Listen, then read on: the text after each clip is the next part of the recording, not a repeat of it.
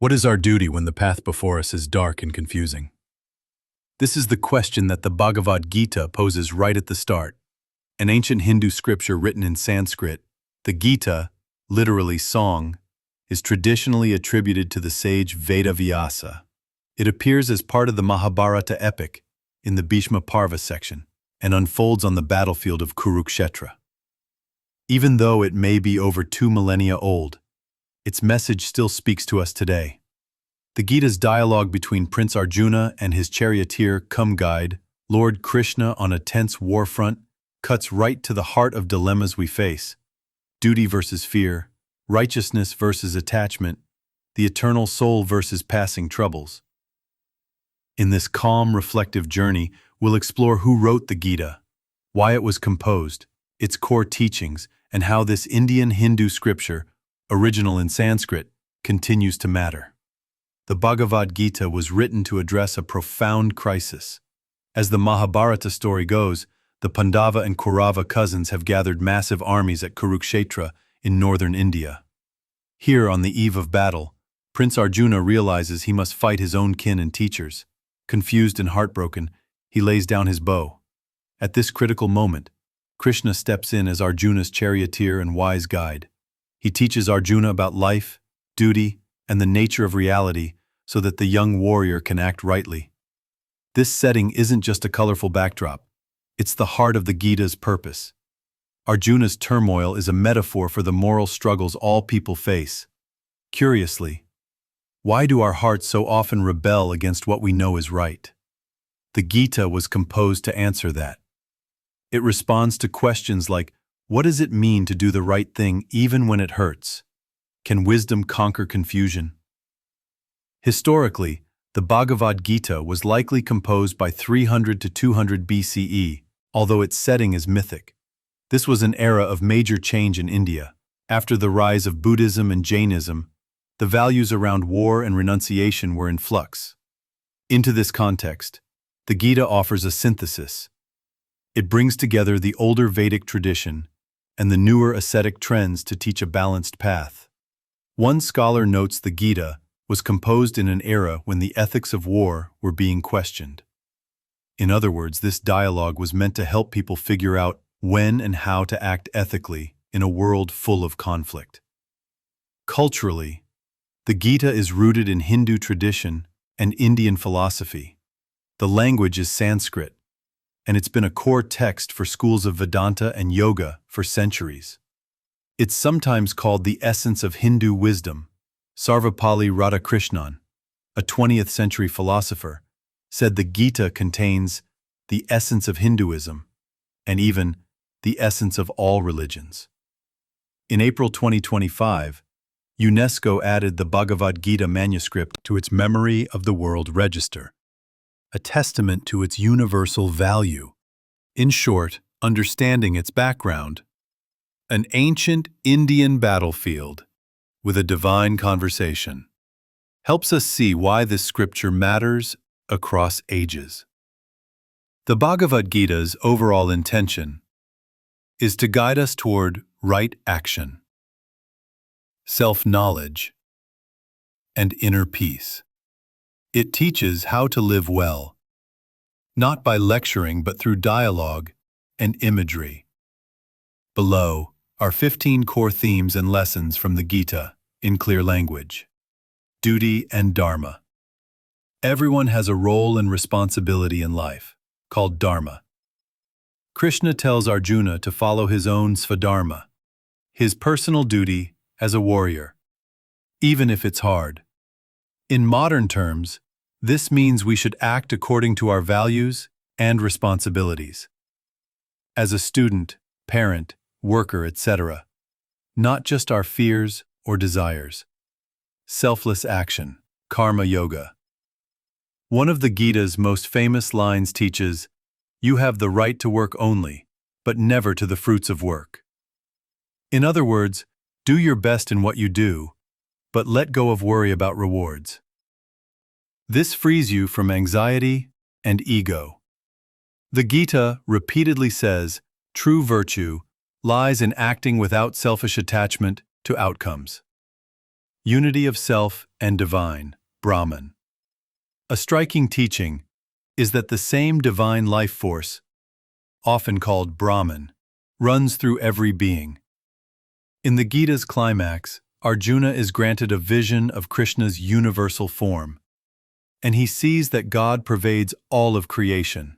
It symbolizes that the self, Atman, and the absolute Brahman eternally pervade all creatures and all existence.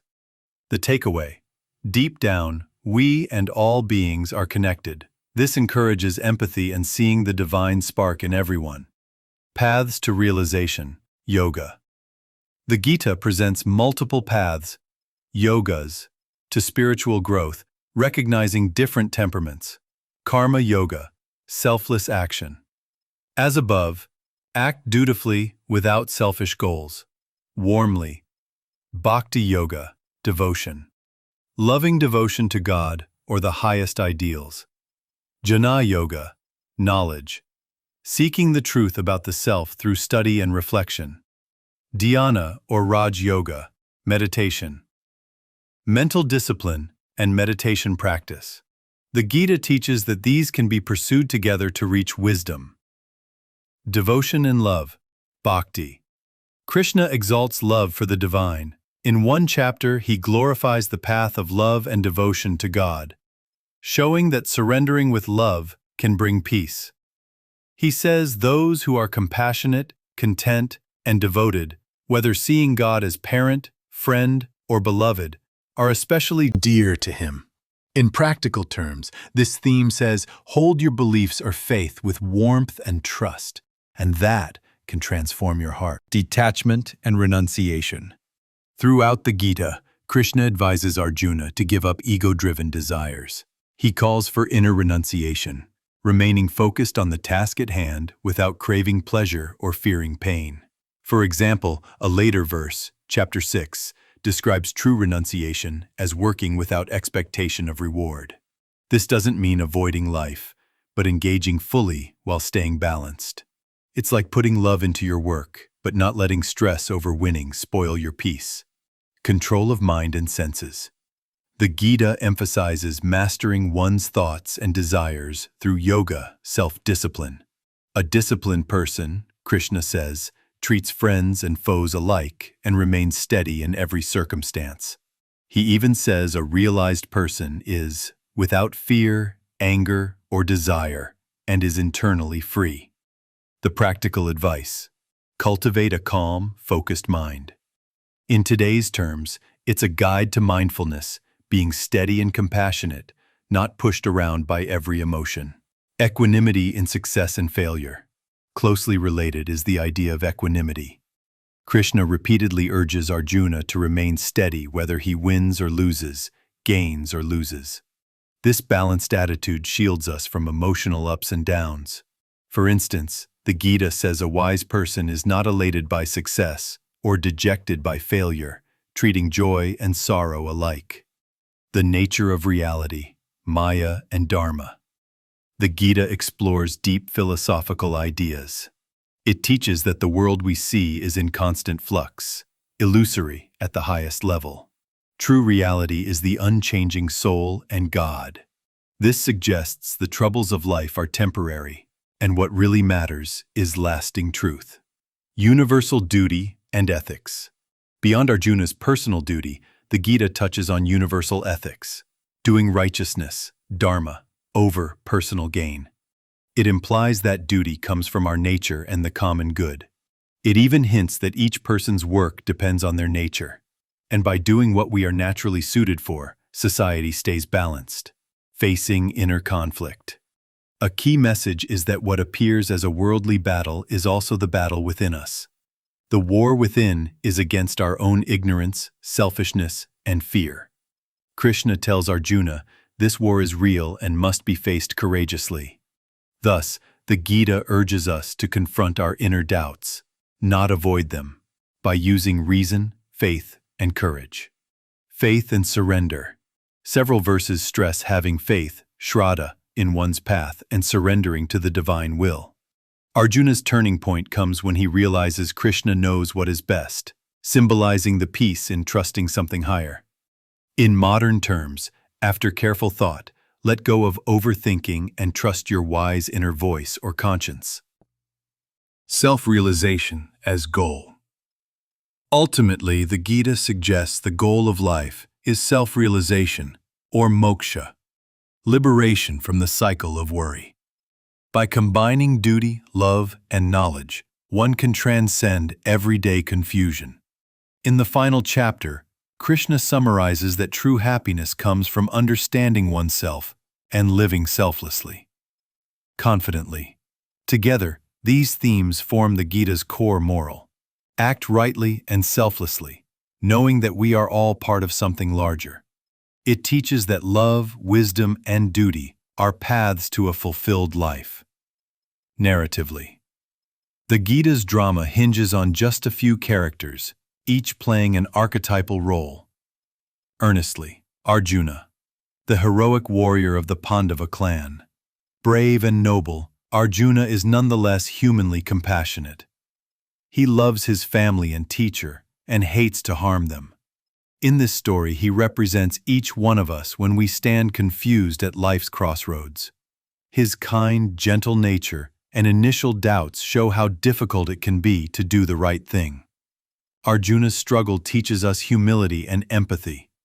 He is an everyman who must learn to balance feeling and duty.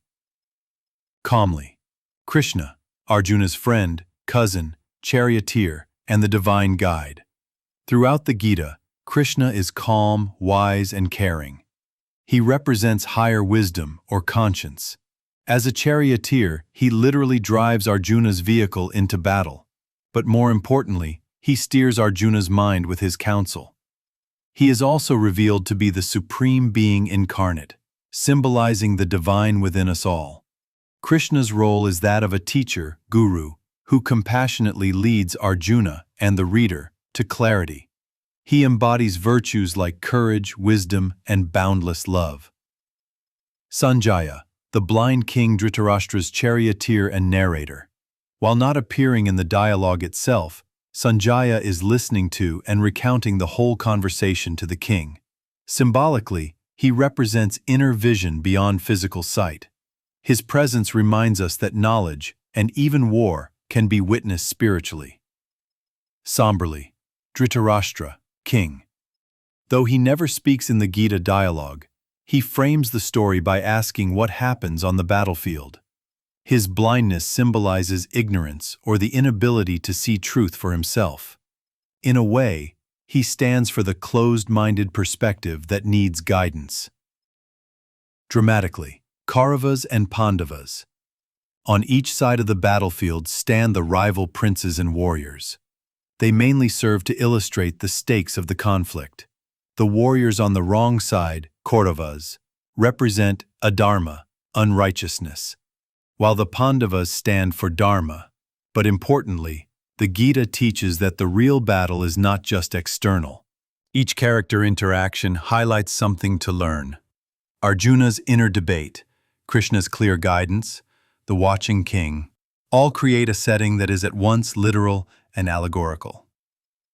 Together they dramatize the larger-than-life questions of duty, righteousness, and the self. The Bhagavad Gita's story unfolds mainly as a dialogue between Arjuna and Krishna across 18 chapters. Here is a brief summary of the key scenes and teachings in sequence. The battlefield of Kurukshetra, Chapter 1.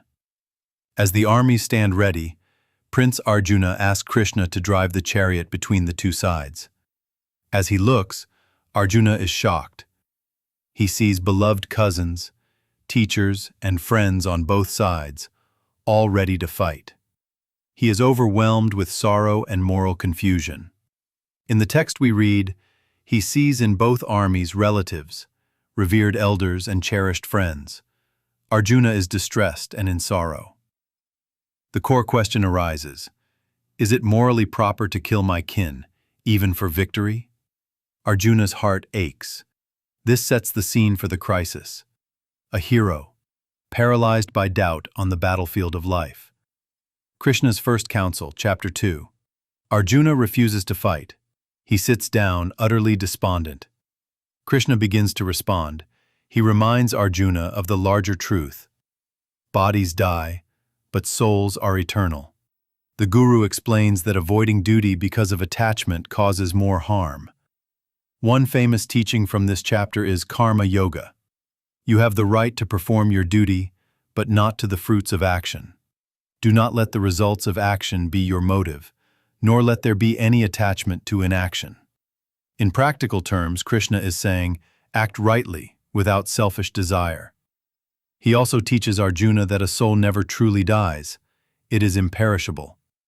These lessons start to lift Arjuna out of despair by giving him wisdom about duty and self.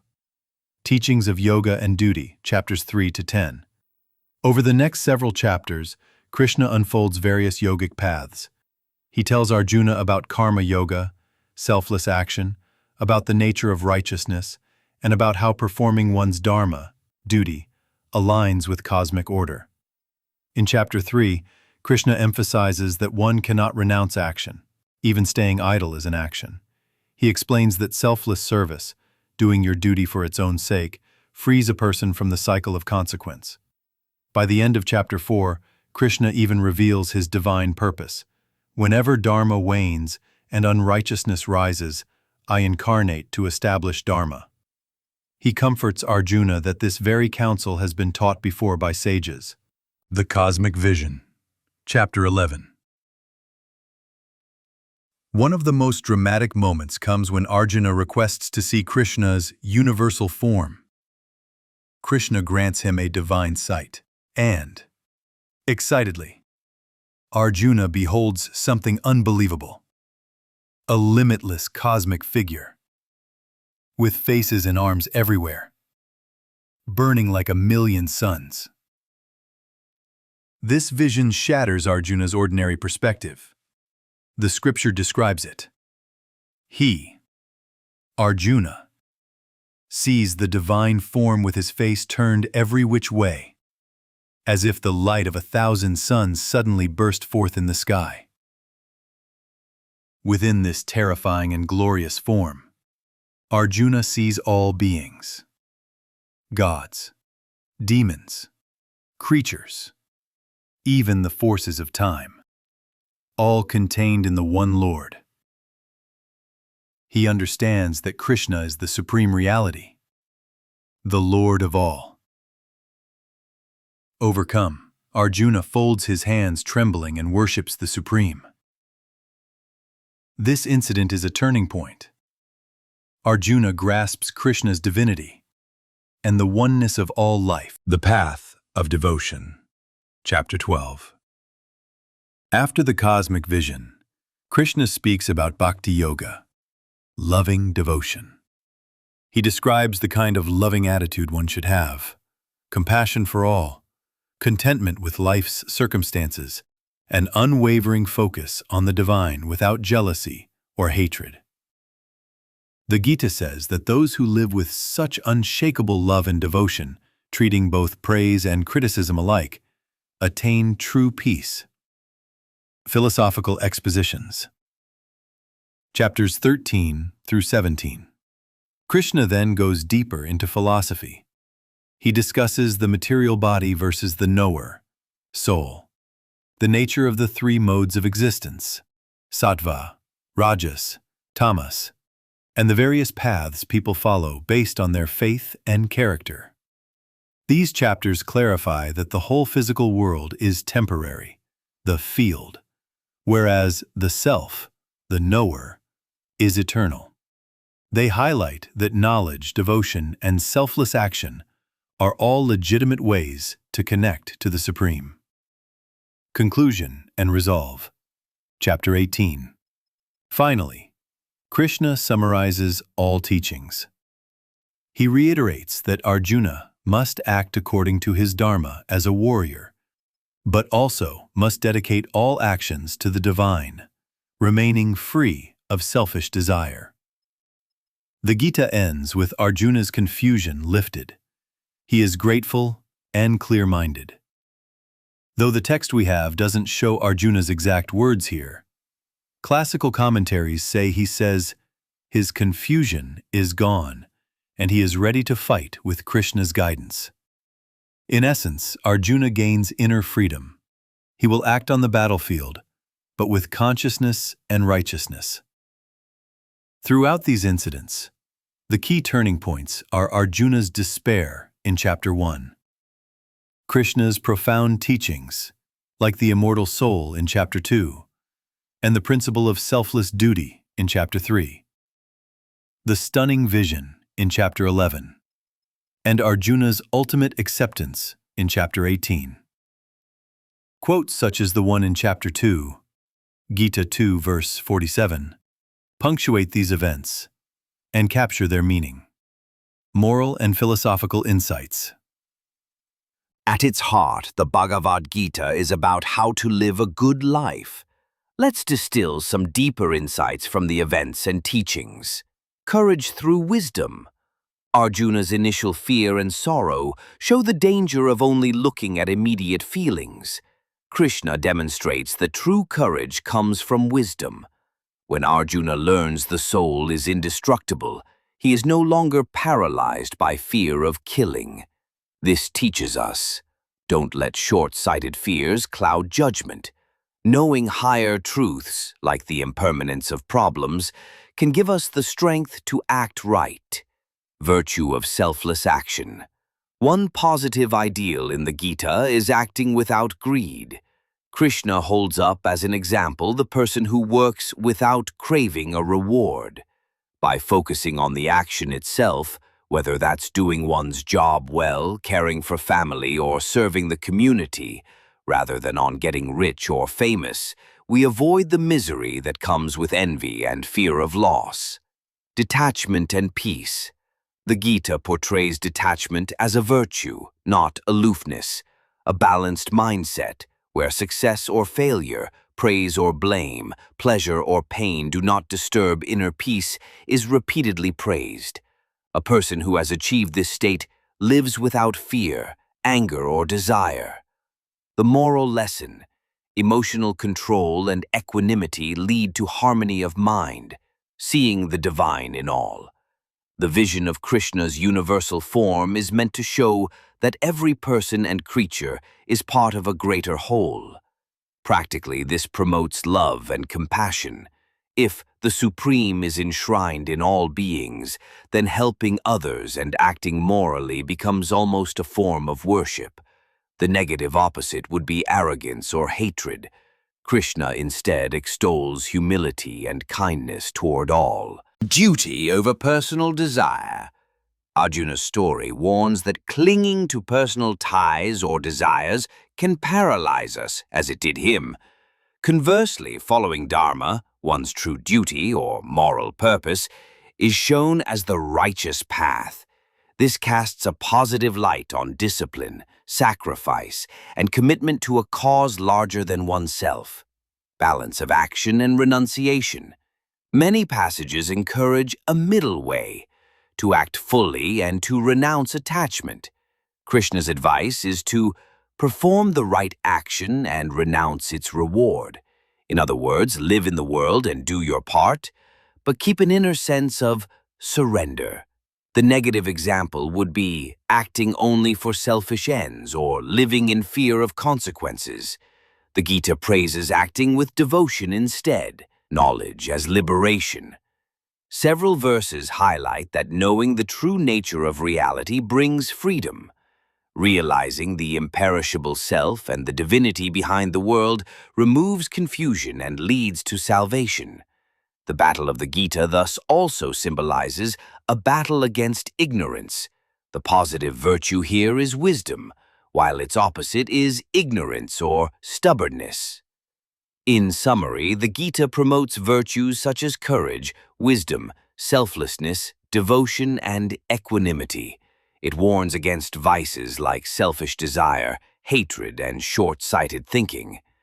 Philosophically, it suggests that life's purpose is to realize our unity with the divine and act in harmony with that truth. Though the Gita is set on an ancient battlefield, its lessons apply to today's battles of life. Career choices, personal challenges, and ethical dilemmas. Here are some ways its teachings translate to modern life. Facing tough decisions. Arjuna's crisis, torn between duty and compassion, is like anyone's moral dilemma. Have you ever hesitated before a difficult choice because you feared the outcome? The Gita's answer is to reflect on what is right and not be paralyzed by fear. For example, if you're debating whether to speak up against an injustice at work or school, the Gita would encourage you to consider your higher duty, truth, justice, over personal comfort. Work and stress. Many people today stress over grades, jobs, or success. The Gita teaches nishkama karma, work without anxiety over reward. In practical terms, this means doing your best in an exam or project while accepting that you cannot control every result. This mindset reduces performance anxiety. Imagine a student facing finals. Instead of worrying, "I must get top marks or I'm lost," the student focuses on studying earnestly, trusting that the outcome will follow natural effort. This is exactly the advice of Gita 2:47. Do your duty and let go of the rest. Handling success and failure. The Gita counsels staying steady in success and failure alike. In business or sports, for instance, this means not celebrating big wins too much, which can make you complacent, and not being too discouraged by losses, which can make you give up.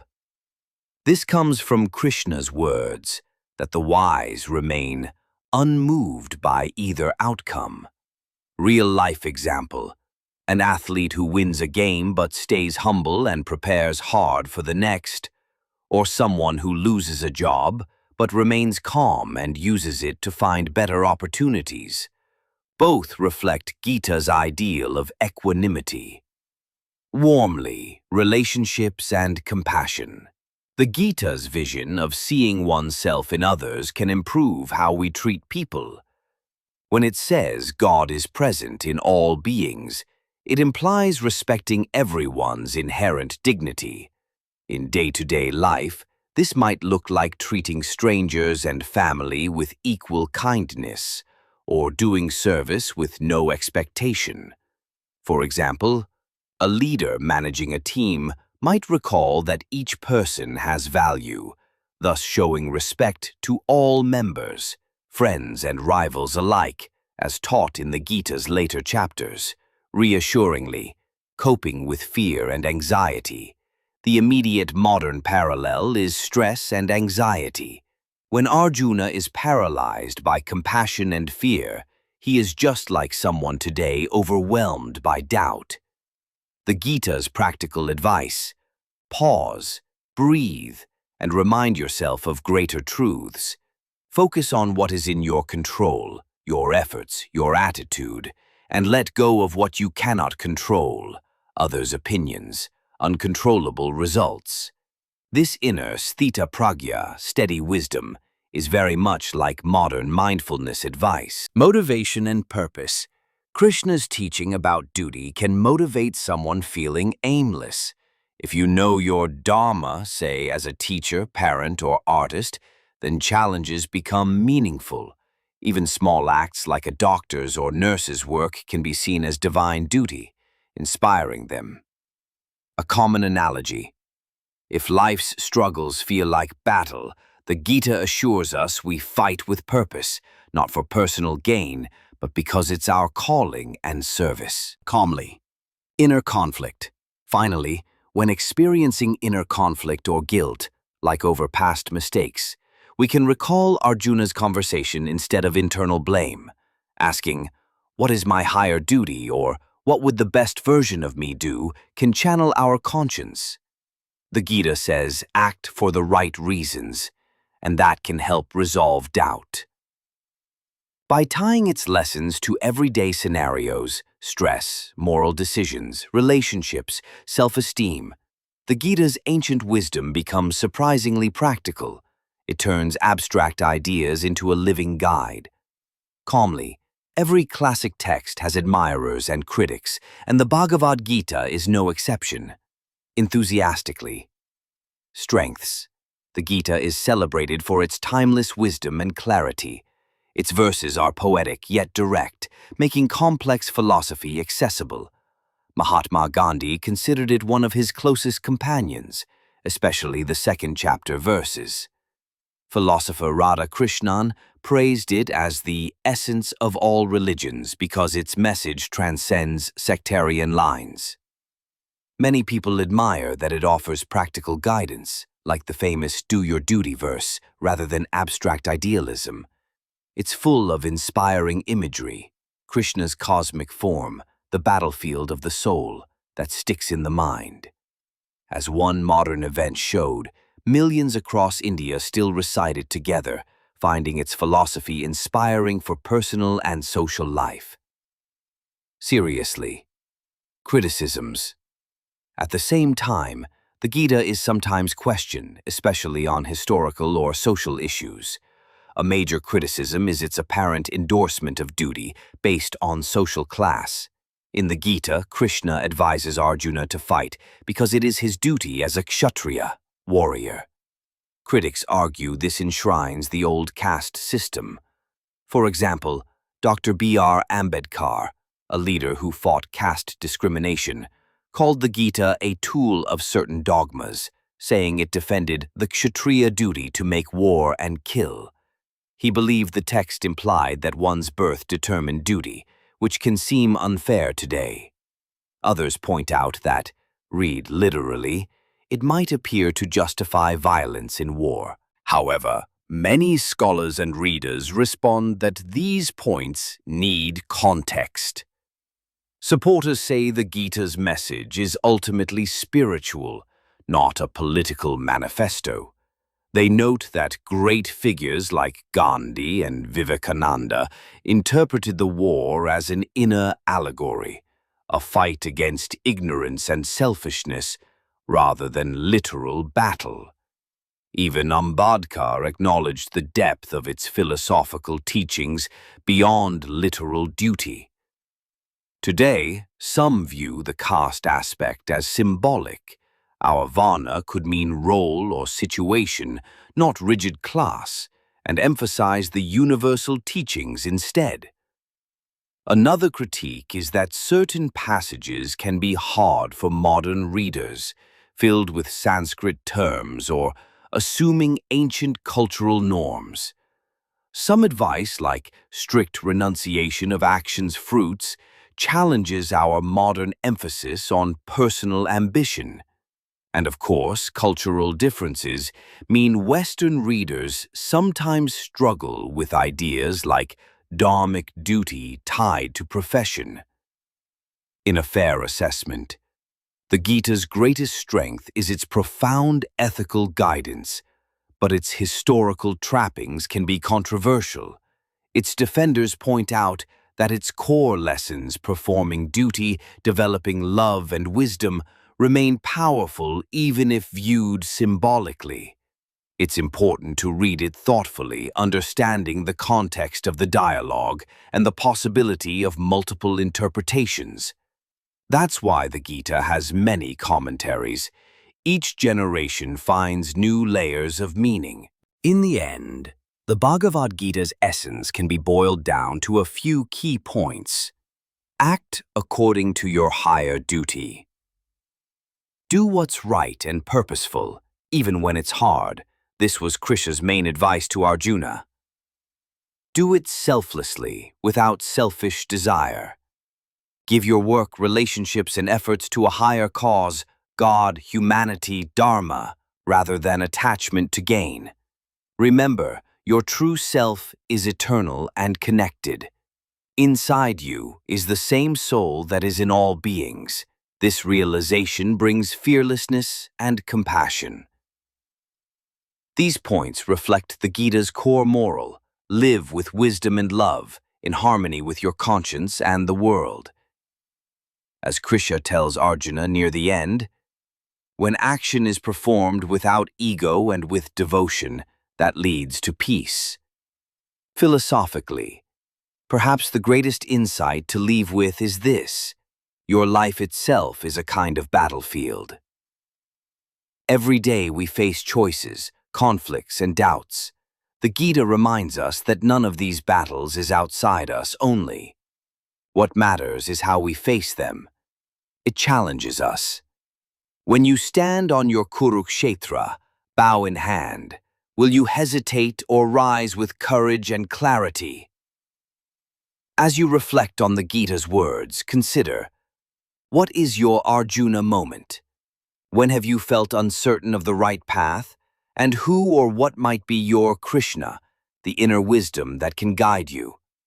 These questions can guide our own journey toward peace and purpose. The Bhagavad Gita is widely accessible in many languages. You can find free English translations online, for example, on websites like Wikisource or sacredtexts.org, or at local libraries. It's also available as a standalone book or as part of the Mahabharata. If the ideas we've discussed resonate, I encourage you to read the Gita yourself. Try exploring a chapter or two and see which verses speak to you. If you found this video insightful, please share your thoughts in the comments. Did a particular teaching surprise you? How might you apply these lessons in your life? Subscribing or exploring more content can also guide further reflections. The Gita's wisdom is like a lifelong companion. The more you read it, the more layers you discover. Perhaps it will answer some of your deepest questions, just as it guided Arjuna's bow. Where will the Gita take you next?